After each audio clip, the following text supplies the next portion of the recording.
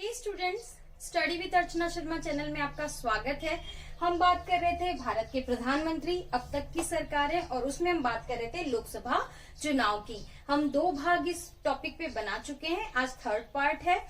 और पिछले वीडियो तक हमने बात की इंदिरा गांधी जी के कार्यकाल की और इमरजेंसी की। ठीक है, आज हम बात करें लोकसभा चुनाव 1977 की। ये है 6ठी लोकसभा। ठीक है, इस 6ठी लोकसभा चुनाव में इमरजेंसी का खासा प्रभाव दिखा, जनता पर भी और विपक्षी दलों पर भी। इसके अंदर 4 विपक्षी दल कांग्रेस, जनसंघ, भारतीय लोकदल, समाजवादी पार्टी, ये सब जनता पार्टी के रूप में मिलकर चुनाव लड़ती हैं और पहली बार ये साबित करती हैं कि कोई गठबंधन कांग्रेस को भी हरा सकता है।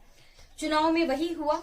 परिणाम जब आए तो सामने आया कि स्वतंत्र भारत में पहली बार चुनाव में कांग्रेस को हार का सामना करना पड़ा। पहली बार गैर कांग्रेसी प्रधानमंत्री भारत में बने और वे बने मोरारजी देसाई। ठीक है, तो क्वेश्चन यहाँ से बन जाता है, प्रथम गैर कांग्रेसी पीएम कौन है? मोरारजी देसाई। उससे पहले जितने भी हैं वे कांग्रेस के सदस्य थे। हालांकि मोरारजी देसाई भी पहले थे, पर जब वे पीएम बने उस समय उन्होंने कांग्रेस की सदस्यता नहीं ले रखी थी। ठीक है, पुराने तो रहे हैं, इंदिरा गांधी के टाइम से पहले से भी है वो तो। ठीक है, तो जब मोरारजी देसाई बने वे कांग्रेस सदस्य नहीं थे, तो प्रथम गैर कांग्रेसी पीएम थे मोरारजी देसाई। ठीक है, 24 मार्च 1977 को भारत के पहले गैर कांग्रेसी पीएम बने। अब देखिए, यहाँ तक तो गठबंधन ने जीत साबित कर दी, पीएम भी बन गए, गवर्नमेंट भी बन गई। पर ये जो गठबंधन था ये बहुत अलग अलग विचारधाराओं को एकजुट करके बनाया गया था। ठीक है, तो ये जो विभिन्न विचारधाराओं के राजनीतिक दल थे ना, ये किसी भी निर्णय पर एक मत नहीं हो पा रहे थे। ये सरकार चलाना बड़ा कठिन कार्य हो रहा था क्योंकि उनमें समन्वय नहीं था। और एंड में हुआ वही, भारतीय लोकदल ने अपना समर्थन वापस ले लिया। भारतीय लोकदल के नेता चौधरी चरण सिंह, जो खुद पीएम बनना चाहते थे और देसाई सरकार में वे उप प्रधानमंत्री थे, ठीक है, उन्होंने कांग्रेस से बाहर से समर्थन का आश्वासन लिया और वे पीएम बन गए नेक्स्ट। तो मोरारजी देसाई के बाद में पीएम कौन बनते हैं? चौधरी चरण सिंह। ठीक है, आप क्रम भी ध्यान रखिएगा। मोरारजी देसाई के बाद बनते हैं चौधरी चरण सिंह। देखिए, इंदिरा गांधी जी का जो पहले का काल है वो हम 77 तक काउंट कर रहे हैं। ठीक है, 77 के बाद में हम मोरारजी देसाई जी का कार्यकाल काउंट कर रहे हैं। ये हम कर रहे हैं 24 मार्च 1977 तक। ठीक है, 24 मार्च 1977 से 28 जुलाई 1979 तक। ठीक है, उसके बाद का कार्यकाल है चौधरी चरण सिंह जी का। तो देसाई सरकार का काल रहा 2 वर्ष 126 दिन। चौधरी चरण सिंह जी ने चूंकि कांग्रेस से बाहर से आश्वासन प्राप्त करके भी पीएम बन गए, लेकिन कांग्रेस अपने वादा नहीं निभाया और कांग्रेस उस समर्थन से पीछे हट गई। ठीक है, तो चौधरी चरण सिंह जी की सरकार बहुत कम दिन, लगभग 170 दिन के करीब चली, जिसमें भी लोकसभा का कोई सत्र नहीं हुआ और चुनाव की घोषणा हो गई और फिर चुनाव हो गए। इसी में सारा समय निकल गया।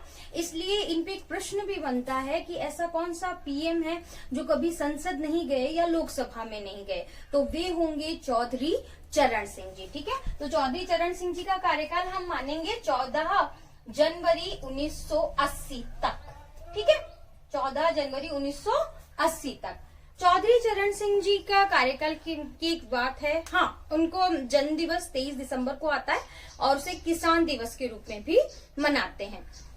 अब हम बात करते हैं 7वीं लोकसभा की 1980 में। क्लियर, 7वीं लोकसभा तक हम आ चुके हैं और चरण सिंह जी का कार्यकाल हो चुका है।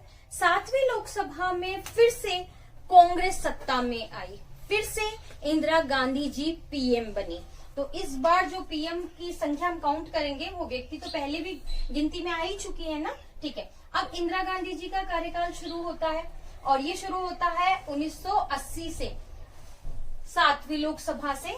ठीक है, 14 जनवरी 1980 से इनका कार्यकाल चला 31 अक्टूबर 1984 तक, मतलब 4 वर्ष 291 दिन। पूरे 5 वर्ष ये कंप्लीट नहीं कर पाई, पद पे रहते हुए ही इनकी मृत्यु हो गई। इन्हीं के सिख अंगरक्षकों ने इनकी हत्या कर दी 31 अक्टूबर 1984 को। और ये हत्या का कारण ऑपरेशन ब्लू स्टार कहा जाता है, जिसके बारे में अलग से वीडियो लाएंगे क्योंकि ये वीडियो काफी लंबा हो जाएगा अगर उस टॉपिक पे हम अभी बात करते हैं। चलिए, इस तरह से इंदिरा गांधी जी का कार्यकाल यही समाप्त होता है 31 अक्टूबर 1984 को। और 31 अक्टूबर 1984 को कार्यालय में अंतरिम प्रधानमंत्री बनाए जाते हैं राजीव गांधी। राजीव गांधी के बारे में किस तरह से वो पॉलिटिक्स में आए, किस तरह से वो पीएम के पद तक पहुंचे और उनके कार्यकाल में क्या हुआ, नेक्स्ट वीडियो में हम ये बात करेंगे। आपने ये वीडियो देखा उसके लिए थैंक यू। प्लीज मेरे वीडियो को लाइक कीजिए, शेयर कीजिए, मेरे चैनल को सब्सक्राइब कीजिए। Thank you.